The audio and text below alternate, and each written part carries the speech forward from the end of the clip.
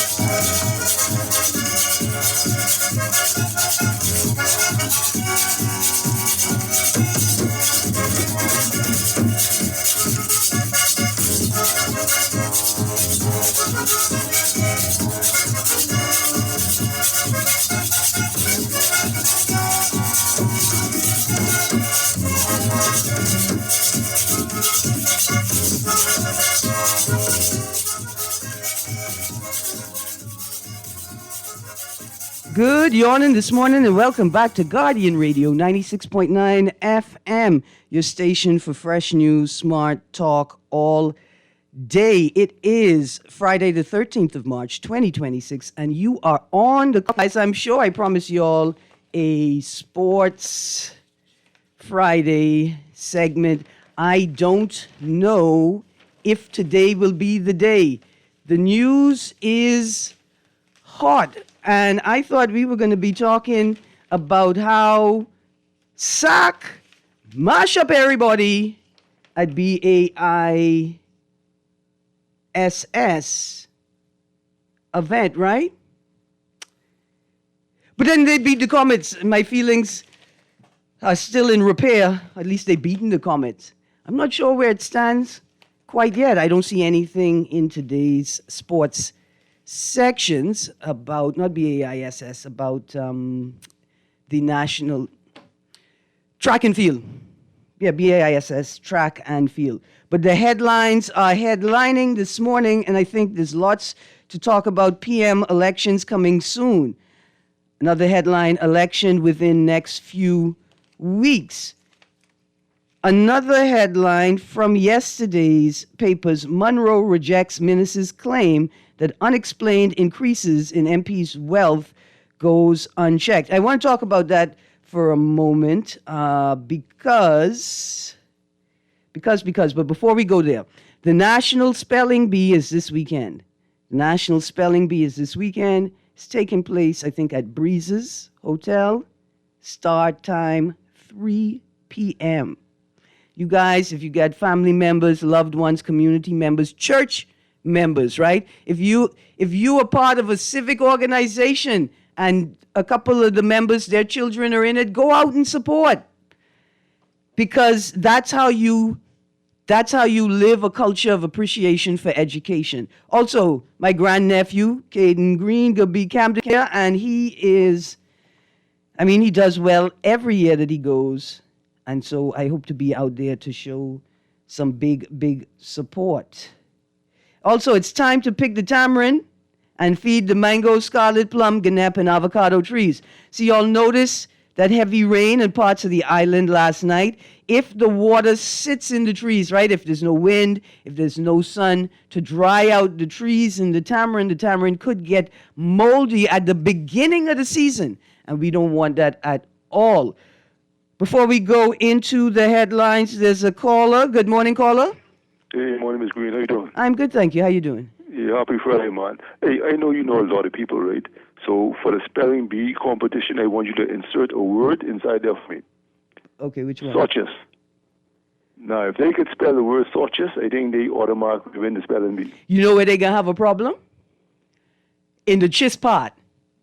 Because is it CHISS or is it CHESS? Is it suches or suches? You could spell suches, because I have not found one human being alive that can spell the word suches. Yeah, man. S-A-W. Wait, S-A-U-W. See? The U is put the emphasis. The U is stretch out the sausage. Thank you very much. Thank you. So let's get into these headlines. I want to start with the Monroe headline first, because I'm certain this week in conversation, when somebody said in the commentary, somebody said the members of the committee or the commission, public disclosure, will assess the declaration submitted, right? And I said, no, it's for the public to do. That's why you're supposed to gazette them and make it public. The function of the committee to assess declarations if they appear to be sort of ridiculous, right? Like on the surface, that don't make any sense. Let's take a deeper look at it. But the declarations are also to be published. So any member of the public that is concerned about what they see can begin an inquiry on their own. So I want to read from that article. Monroe rejects minister's claim that unexplained increases in MPs' wealth goes unchecked. National Security Minister Monroe yesterday rejected claims by former PM Dr. Hubert Minnis that unexplained increases in politicians' wealth are not being investigated, insisting that authorities already have powers to examine financial activity, including bank accounts, without a person's knowledge. However, an anti-corruption advocate warned that if any such probes are happening, the public cannot see them, and that secrecy itself fuels doubt, right? I got a series of excerpts from articles that speak into the Public Disclosure Act and the processes that emanate therefrom. So I want to say this, right? The committee members have the power, they are authorized through the legislation to assess the information that's submitted by the relevant or required individuals. But the real question is, does the committee have the capacity to engage in said inquiries? Right? See, like, I'm still not sure how the process works. Do the committee members themselves, right, gain access to bank accounts and any other mechanism, entities, institutions required for the purpose of an investigation? Or do the committee members assess the data that's been submitted and then determine whether a particular file needs to be sent to a particular agency or unit, like perhaps a financial investigation unit, right? Or cyber crimes unit, right? So the question is, see, because there's a lot of what the young people is called hard mouth, right? This is like a lot of unnecessary bravado popping up in what's supposed to be real statements, in commentary emanating from supposed statesmen and stateswomen. There's a lot of bravado, right? And bully language, bullish language, and gang-like language and tone popping up in all of this commentary, right? Responding Mr. Monroe said the disclosure system is designed to flag situations where an elected official's net worth rises far beyond what could reasonably be earned on a fixed government salary,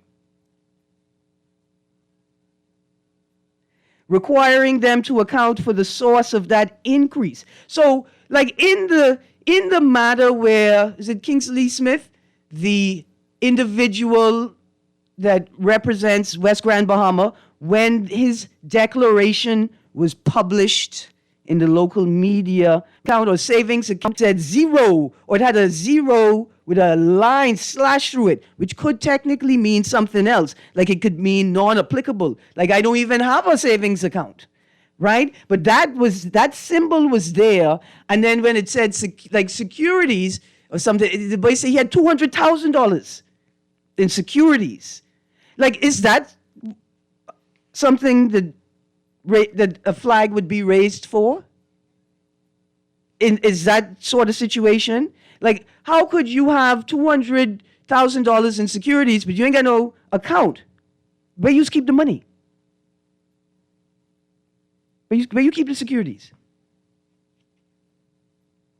Right? Surely it's more than just, well, what you've denoted as your net worth is far more than you actually earn. It's got to be more than just that, right? But the point I'm making is, does the committee itself actually have the capacity, the things that Mr. Monroe suggests we all know are being done if they need to be done? We're going to read quickly from some articles. Here's the first one. Officials seek extensions after missing disclosure deadline. Several elected officials have sought extensions to file their annual financial disclosures after the March 2nd deadline passed. We're going to pick up further in the article. When contacted on March 6th, Public Disclosures Committee Chairman Bishop Victor Cooper said he did not have a rough figure for how many officials had filed and was unable to provide details because the board had not yet met. That's the 9th of March. How do you seek an extension? How is the extension approved when the board can meet? Is it the board that approves the extension? Or is it the staff members that approve the extension? Or is that just something that we say? Is that just something that we say? Oh no, I saw it. Is that just something that we say? We're going to continue. Pintard, who complied with law on disclosures, ? This is from Nassau Tribune, 6th of March, 2025. Pintard, who complied with law on disclosures. After the chairman of the Public Disclosures Commission suggested facility issues are slowing down processing of public officials' declarations of assets, liabilities, and income, F&M leader Michael Pintard said this commission must be more forthcoming about who has complied with the law. Now, stick a pin. The article says his.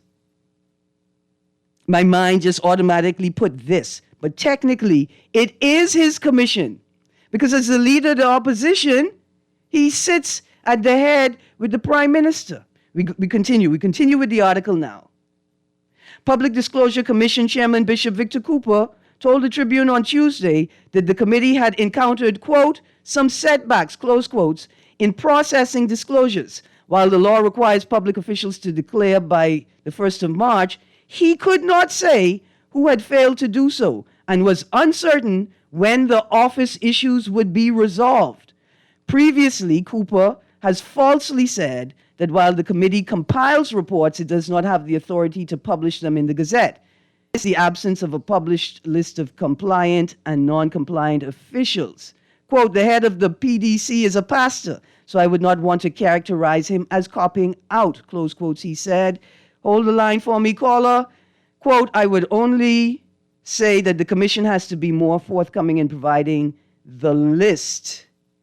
Quote, this isn't an option. They have to release the information, close quotes, he said. Quote, He suggested that some government members, including at the cabinet level, fundamentally oppose public disclosure laws. We're going to stick a pin in the conversation and go to the phone line. Quickly, we're talking about the Public Disclosure Act conversation in the media. Good morning, caller. Morning, Mr. Greene. How you doing this morning? I'm good, thank you. How are you? I'm doing all right, Mom. But when I heard the former Prime Minister talking about the disclosure thing, right? Mm-hmm. I mean, I was wondering how long he knew about this thing. I mean, because the public has been talking about how individuals get elected, and it seems as if their wealth increases tremendously. Mm-hmm. It's been saying it for decades, right? So I mean, it's just surprising that. I mean, I don't know. This is the first time he's publicly spoken about this matter. This is the first time I've heard it. And I'm often taken aback when I hear individuals who have had a position, to make the necessary changes, reforms or changes to things to make them, more, more accountable and make the individuals responsible for holding people accountable, give them more power, right? But you know what I mean. So it's just surprising to hear him speaking about this now as if it's something that just come across his radar.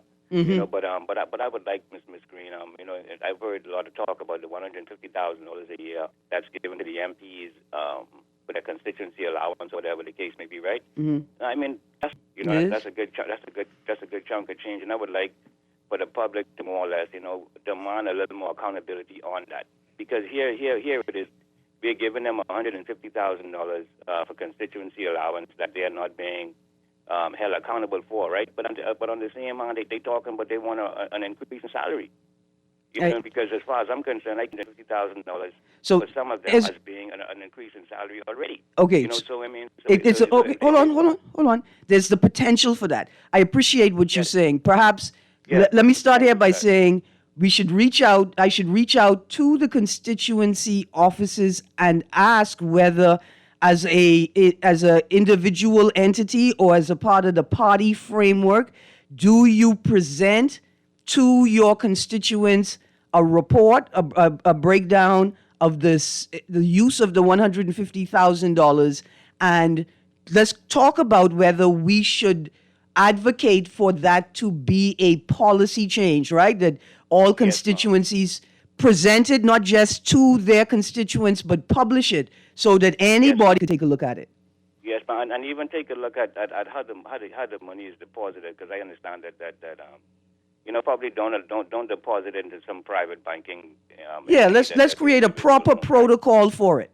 And because it's like, because when they were discussing recently, should the MPs' salaries be increased, right? Yeah. I mean, it's like the $150,000 was absent from the conversation. You know what I mean? So we need to... Because technically it is absent from the conversation. Yeah, I mean, but... But listen, technically it is absent from the conversation, isn't it? Because any conversation that includes it would actually be a conversation about malfeasance or wrongdoing or corruption or misinterpretation of the regulations, right? Yes, Mom. I got you. Yes, Mom. So it seems as if, like, everyone is just, even the ones being put in positions to hold these individuals accountable, right? It seems as if their only concern is keeping that cycle going. Listen, I want to say a lot of us are concerned about whether the people who are put in positions of authority or oversight, like whether these people are taking this job seriously, or whether they think that the actual professional culture is, well, I only working for the person who appoint me, so why am I working that hard? We cannot continue to appoint people if that's the attitude that they have. Good morning, caller. Good morning, caller. You still there? Yes, I'm here. Hi. About this $150,000, right? Mm-hmm. Payments are accusing the politicians of making millions, not $150,000. You understand what I'm saying? And about the Mando talking about being able to access people's bank accounts, right? Mm-hmm. Or politicians' bank accounts, right? Mm-hmm. Who was able to investigate these bank accounts? Is it the Accounts Commission? You see, these are the people who should be looking into these people or who's investigating where these people are stealing? You know what I mean? By way of giving contracts to their friends and families and things, and getting money in the back end after they commit office, or you know what I'm saying? Who's in these bank accounts like that? Where's the investigation happening? Seems like, everybody's covering up for each other. You know what I'm saying? So where do you government or opposition? You're going to be governed in these two-party systems. You're going to be government anyway. But here's my thing. I think that it's not unreasonable to make those statements. I think, though, that for those who feel like that's an attack, for those who think it's like a slur or an attack on the political class, the conversation would look a lot different if you actually evoked or enacted the mechanisms that you talk about, right? Like mechanisms to manage conflicts of interest, right? Right. If they, like, what happened to the benefit owners bill? What happened to it? The bill is to publish all the owners, especially the ones who benefit the most, right? The beneficial owners bill? Is that what it was called? Anyway, the point is, it would cause or mandate companies to publish the names of everybody who is benefiting from this entity. Right? If they would fulfill if they would actually fulfill what I wanted to say, right? Yes, sir. You got 30 seconds. I got another problem. What I want to say, right? Is that, colonization has been around from what you call it, 1600, plenty time. What's his name? The guy that discovered the America, right? So hello? Yeah, you hear? Yeah. So tell me something, right? What has changed? And then we talk about what's doing right and doing wrong. Uncle, that's what you cut me. Uncle, that's what you cut me off for.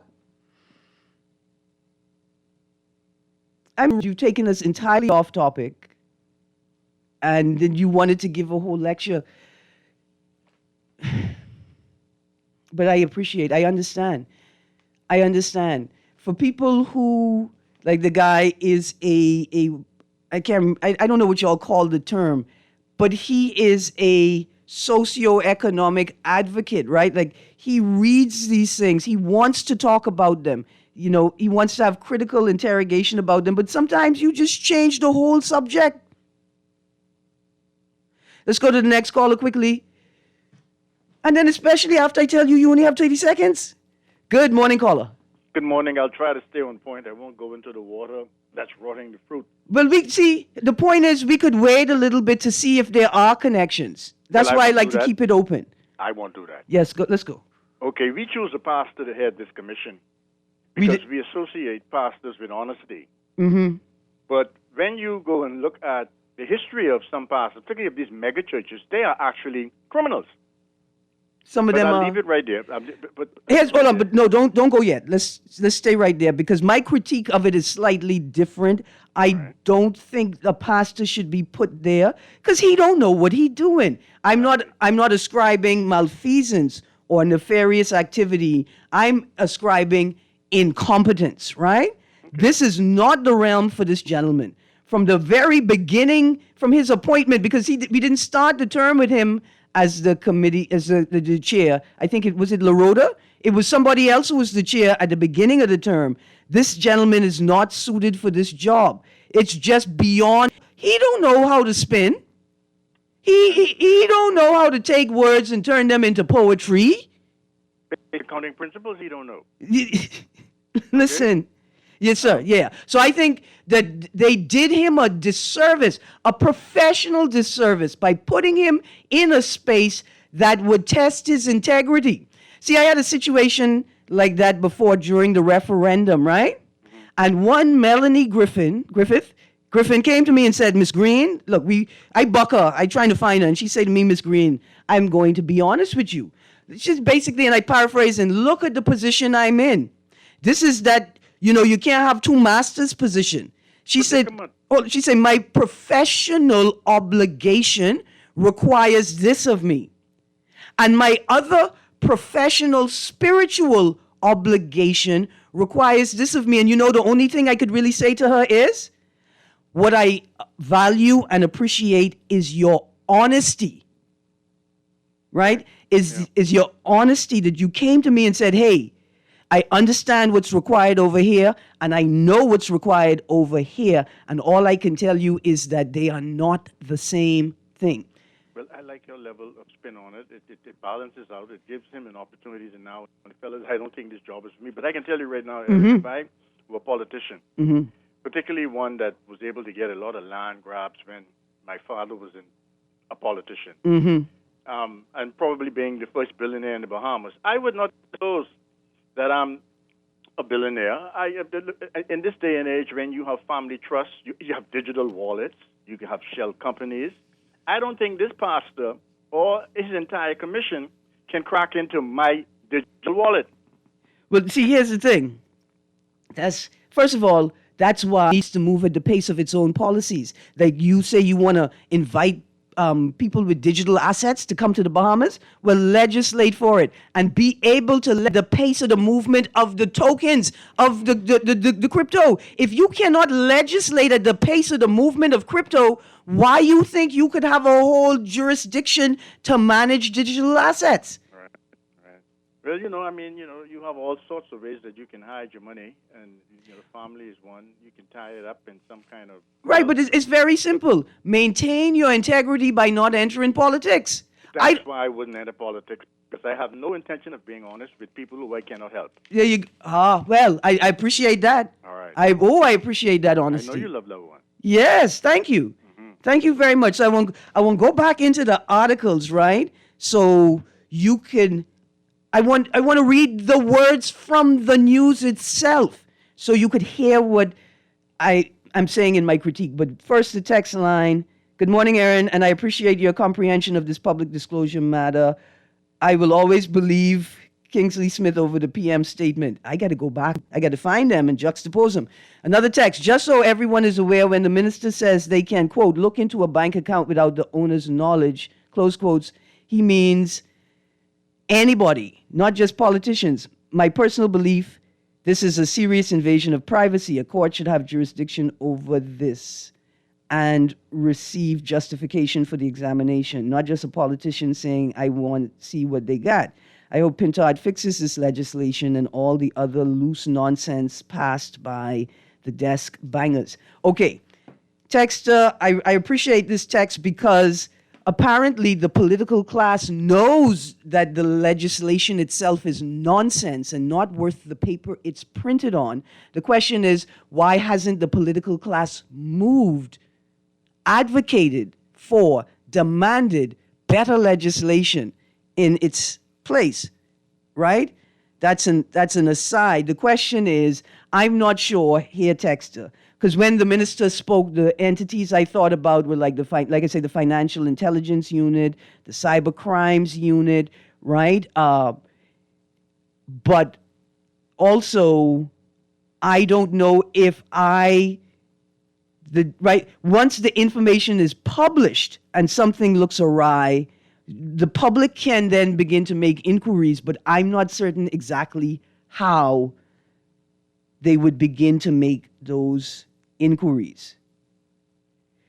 But I am concerned, and I think everybody should be concerned about what privacy means in this country, in a legal framework and an economics.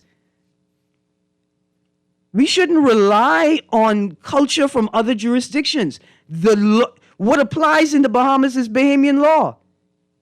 So we must demand that the government, that the parliament describe these things in law. See, there's too much gray area. It's too much loophole. And there's too much of us in charge of ourselves to be relying on loopholes. Like everybody, all and sundry around here, saying, oh, Mr. Bastian was engaged in illegal activity. And it turns out that the law may not at any time have described what he was doing as illegal. despite our collective common interpretation of the activity he was engaged in. Caller, I see you there. It's my bad. I didn't even get back to the disclosure articles. Let's go to the caller. Good morning, caller. Morning, Erin. How you doing? Hi, good, thank you. How you doing? Yeah, I agree with you with the caller, boy. Every show he calls, he takes you off the topic. I see him call the construction show last night. They talking about electricity. He tell them investigate the sonic bomb in Exuma, SpaceX. But anyhow, and he always say, "Do you understand?" Do you, Gardner? 90% of the times, I don't understand. And what he's saying is fascinating, but it's a bit high level, and it requires a narrower, framed out conversation for the broader audience to get it. You know? Yeah, you'll need more time. You see all this round but time. But he say he never been to government school. He only been to about 14 private schools. That's probably why I don't understand, because I only been to government school. I never been to private school. So that knowledge would he have probably in my head. Right. But what I call about this, yeah, Dr. Minister, know he got 14 million and things. And what he say, fellas them would increase their wages by 3 times, must let the Ministry of Finance know they need to go work for them. He need to go work for the Ministry of Finance. Yeah. He need to show the country how he could increase 14 million by millions in a year time. Yeah. That's what he need to do, yeah. How to make a dollar out of 50 cents. Right. Yeah. And then another thing, when he was Prime Minister, he ain't put no teeth into the act. Bishop Victor Cooper, he can't do nothing. Every time you ask him for the Explosion Act, and then the Friday the 13 days after the 1st of March. Yeah. And I ain't no one pay 10,000. I ain't no one going to jail for 2 years.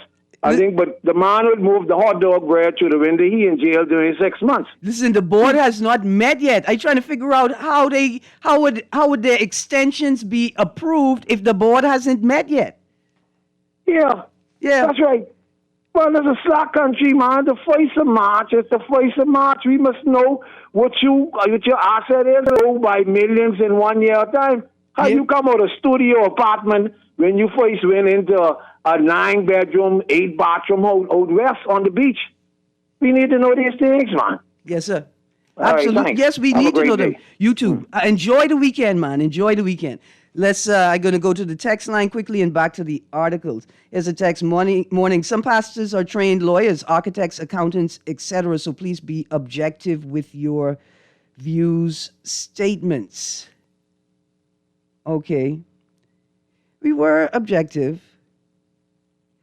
And that's why I'm reading from the article. So you could hear Cooper's words yourself to understand why I make the assessment that this is not the role for him. There are probably other lawyers who could do it, but see, you also perhaps missing a sub sort of text I didn't really want to bring up, right? But we're going to bring it up right now.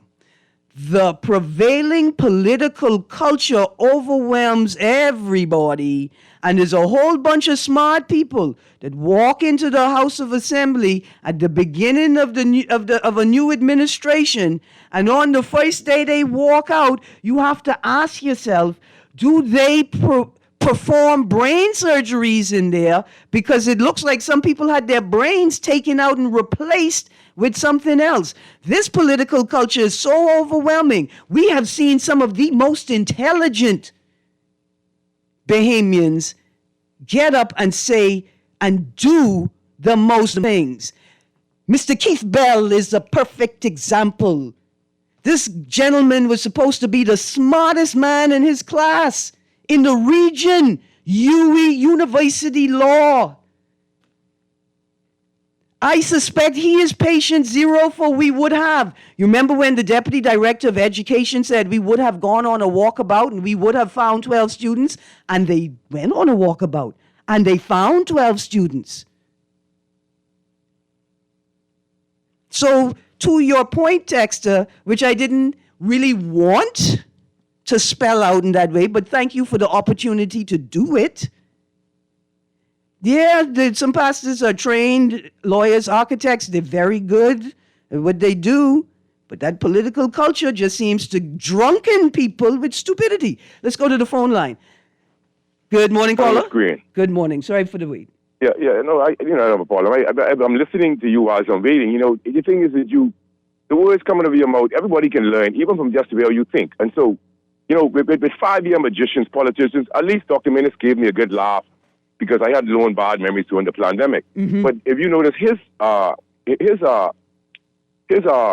income increased also. I don't know if people noticed that. And so we have people dying post-vaccination. I saw something posted about the whole family died. I didn't want to get into that, but I think we should really have a show on the real truth about the pandemic and these vaccines. We are so ignorant about vaccines. I just bought Dr. Peter McCullough book on vaccines. But listen, anyhow, I want to say this.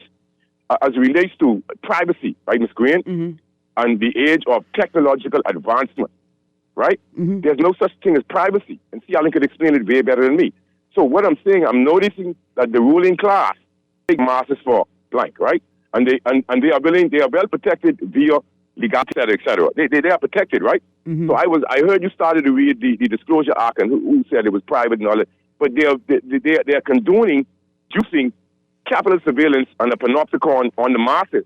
They're willing to take away our freedoms and our privacy, but they are willing to uphold theirs. Do you notice that, right, Erin? Oh, I feel you. Yes. And so I hope people would realize that.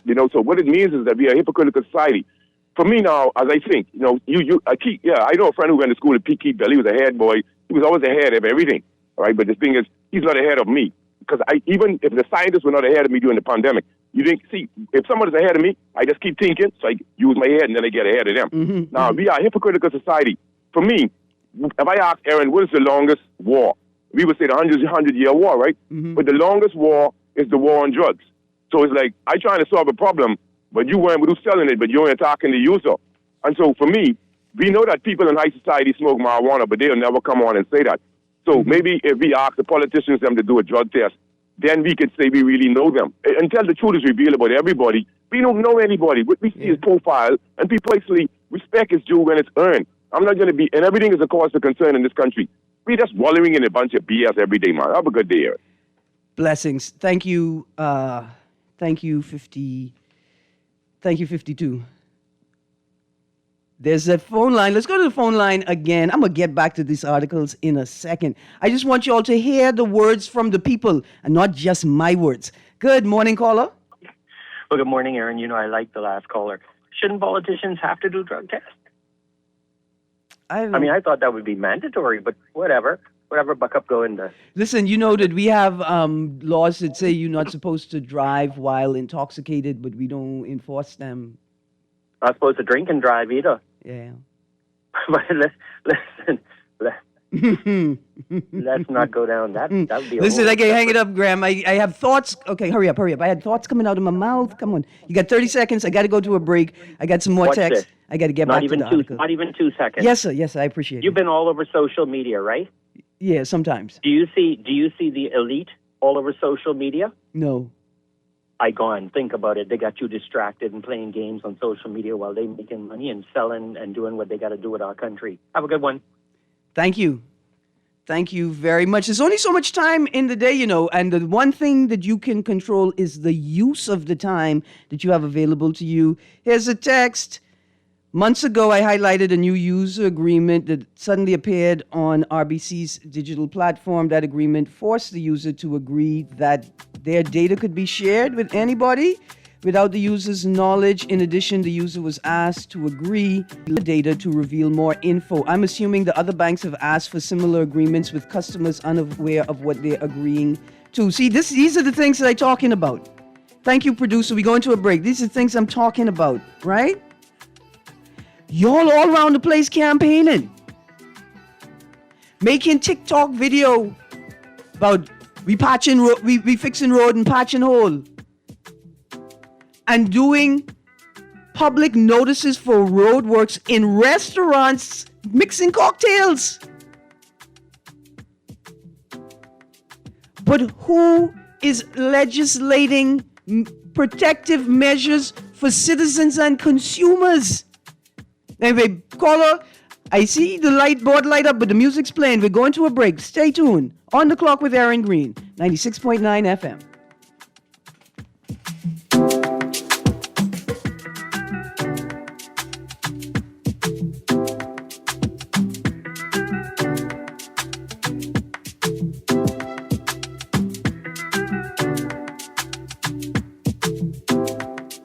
patroller, gal. Can you believe this? We are now the patrol queens of the neighborhood. We now large and in charge. So we need to check out what's going on in everybody's yard. What about that gun that we know that Junior and his homeboys just ran out? Can we report that too? Of course we can. But we could be in deep trouble if they find out. We need to report what we see, Beulah. When you call Crime Stoppers, they just answer your call in Miami. So then we can report everything? Guns, where they hiding the drugs, who shoot who part of which gang, or who disturbing the peace with the loud music and the motorcycles. Then our neighborhood will be the best in the Bahamas, and everybody gonna want to come live here. And then our house price will go up, gal. So what we waiting on? What's the number? If you see something, say something. Let us all pitch in and stop the crime before it's 77 from Nassau or 242-300-8477 from the Family Islands. Or text us through the Crack Crime Bahamas app. Stop the crime before it's your time. The following is a paid political message.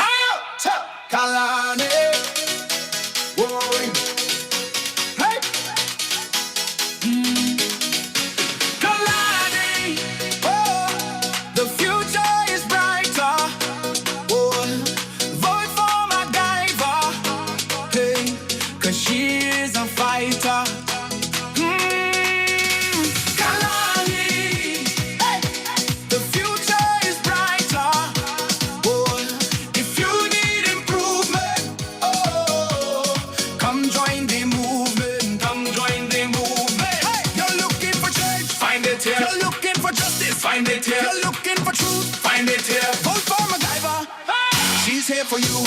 See everybody in Kalani. Change is here. Hey. Hands in the air. See everybody in Kalani. Vote for MacGyver. Fighter. That was a paid political message. Track and field fans, it's that time. Time for the B3A Carifta Trials, March 20th through 22nd at the original Thomas A. Robinson Stadium. Come see the country's finest young athletes in blazing battles on the track and fierce field competition as they look to book their tickets to the 53rd Carifta Games in St. George's, Grenada on the Easter holiday weekend. Who will make the team to represent the Bahamas? Be there for the B3A Carifta Trials, March 20th through 22nd at the original Thomas A. Robinson Stadium. Competition starts at 5 p.m. on Friday, March 20th, and 3 p.m. on Saturday and Sunday, March 21st and 22nd. General admission, $12. Children under 12, $8. $20 VIP. 3-day passes are $34 general admission, $20 children under 12, and $58 for a 3-day VIP pass. The B3A Carifta Trials, March 20th through 22nd. Don't you miss it. Love the show? Want to give your support? Become a sponsor today. Call 302-2300 for our rates and packages. That's 302-2300. Become a sponsor on Guardian Radio 96.9 FM. Fresh news, smart talk, all day.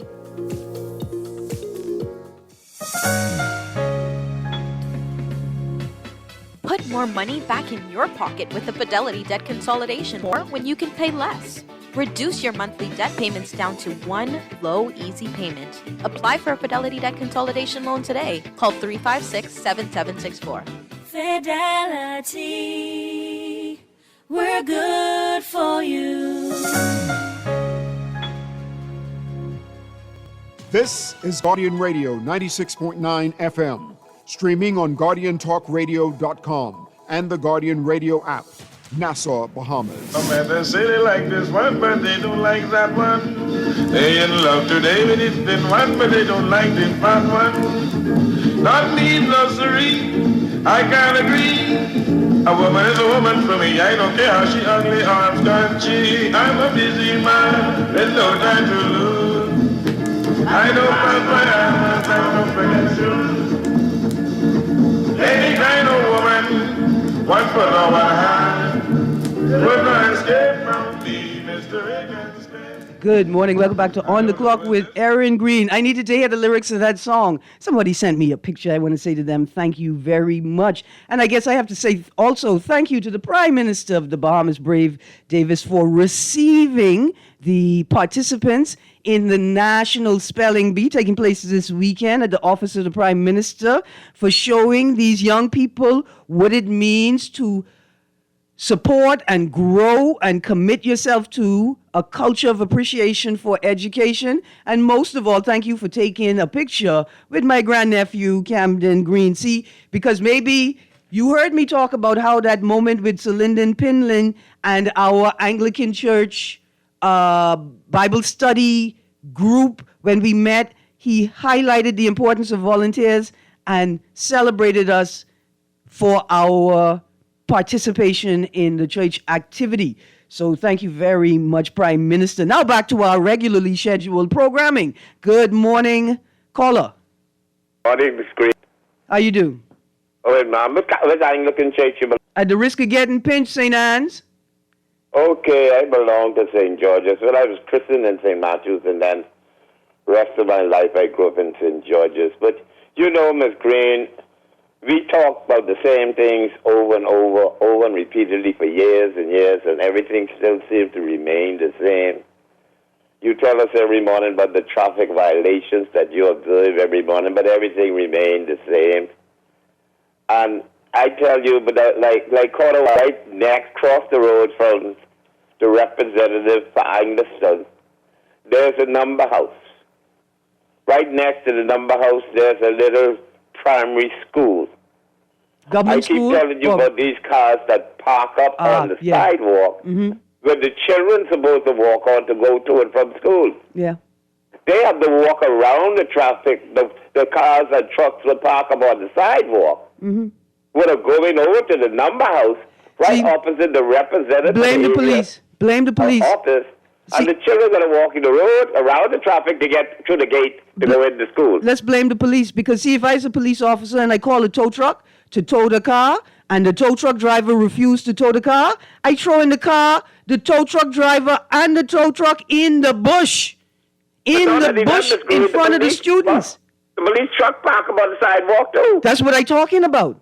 And they were in the number house playing numbers, and you go over there, you'd be surprised how much politicians in there I don't want to be surprised by that, but thank you very much for making that constant plea for the young people. I got another caller, some text, and I got to get back to the article. I want to read what Bishop Cooper has said, because I don't want you all to think it's just me and my bad attitude. Good morning, caller. Good morning, caller. Hey, morning, Erin. How you do? Yeah, I'm not going to get into the drug test, and even though all tests, I believe, the more the merrier. But we really need to have a cognitive testing for these public officials. When you look at some of the dumb things that they do, and say in yes, this country, I think the time has come now for us to move in that direction. You know, because when you're talking healthcare, you're talking building a hospital for women and children.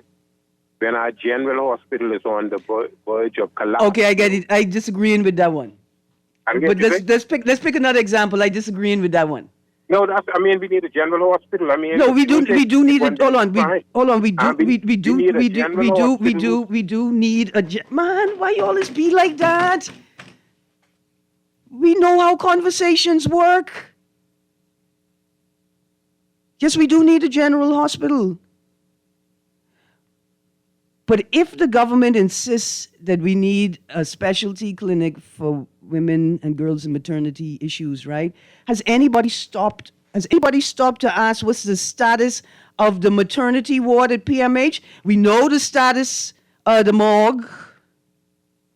We know everything there is horrible.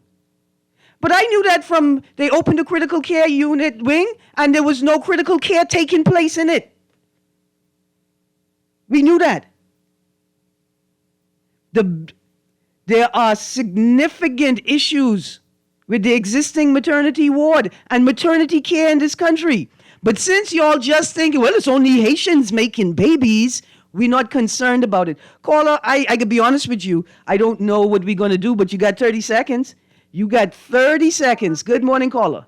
Good morning. Good morning, Ms. Greene. I will be engaged with Ms. Greene. I'm going to be circumspect and... I don't mind. It's just 30 seconds. Color in the water. No, I wanted to talk to your privacy thing, but I do agree with you with the hospital thing. And the question we have to answer is, if we don't have the nurses in the regular hospital, we don't have the equipment in the regular hospital. Yeah. We don't have the finances in the regular hospital.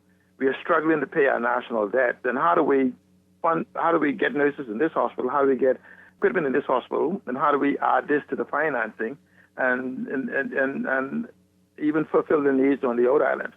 Yes. You made a statement on the privacy of information, and I think 52 also concerning privacy, data protection, data sovereignty. This is where the Bahamas stands out as being one of the unique places to give some form of protection in that realm. The problem is that we don't have any data laws that actually is written. And I've been, for I think a decade on your station, is saying that I will challenge anyone in the Bahamas to show me one digital law in the Bahamas, and that still today all has been tabled in the Bahamas. One digital law. When I say digital, meaning it addresses the digital aspect of what we seek to achieve in its proper context. Because the problem is that what we have in essence is an analog mind trying to communicate to a digital structure.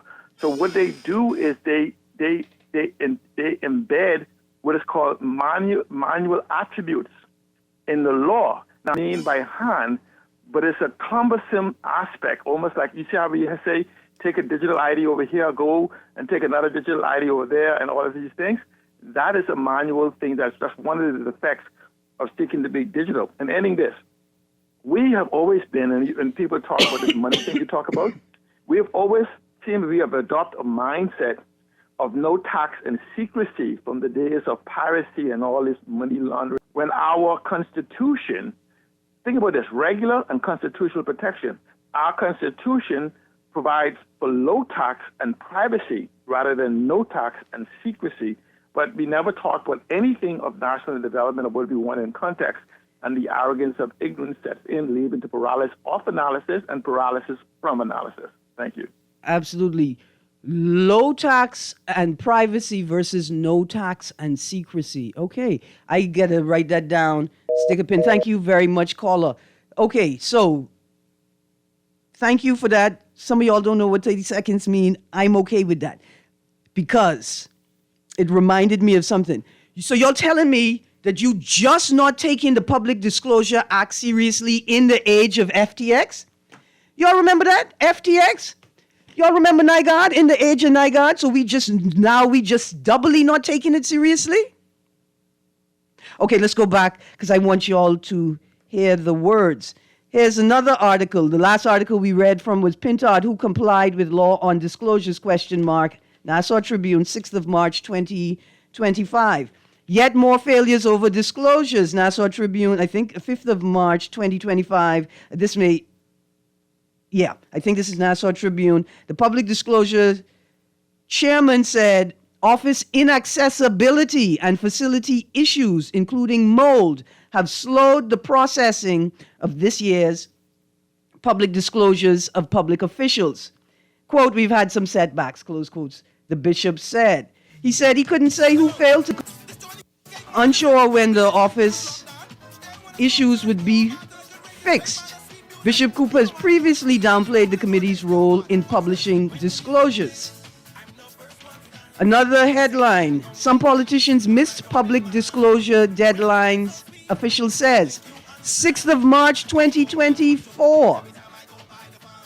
The commissioner said he was out of town and could not give specifics on how many officials have not yet disclosed. Quote, the truth of the matter is they're only coming in, so we can't give any specificity with respect to that right now, close quotes. Cooper reiterated that the PDC hopes to soon launch an online portal where information on public disclosures will be uploaded for public scrutiny. That was March 2024. On the 28th of February 24, Nassau Guardian moved to modernize public disclosures. Okay, producer, I see you playing the music loud, loud, loud. Turn it down from a little bit, man. There we go. I know what 30 seconds mean. I really want to just get this out there. See, because I just saying, transfer Bishop Cooper. Give him a different position. I ain't saying fire him. Allow him to manifest his commitment to nation building in a different capacity. That's all. Because he ain't ready for what y'all doing to him. Y'all have this bait. Now he's a comedian. Now he's a poet. Now he's a storyteller. Just let the good bishop be your bishop. Put him in a capacity where he could do that. And he don't have to figure out what to say to the press every time they come knocking. Lines, we can get into it next week, hopefully.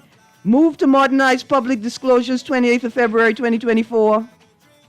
PM disclosing, but 1 in 10 MPs don't. Unclear whether Davis missed the March 1st deadline. Nassau Tribune, 3rd of March, 2023. And we got an article from BahamasUncensored.com. Public disclosure fuss. Much ado about nothing. But the date on this is 2015. I don't know. It's difficult. It's difficult to figure out what you're supposed to be doing in this nation. That's all. But you keep trying, because the onus is on you. Ignorance of the law is no excuse. Remember that when you're having a good time this weekend, and stay tuned. Guardian Radio AM with C.A. Muri is up next.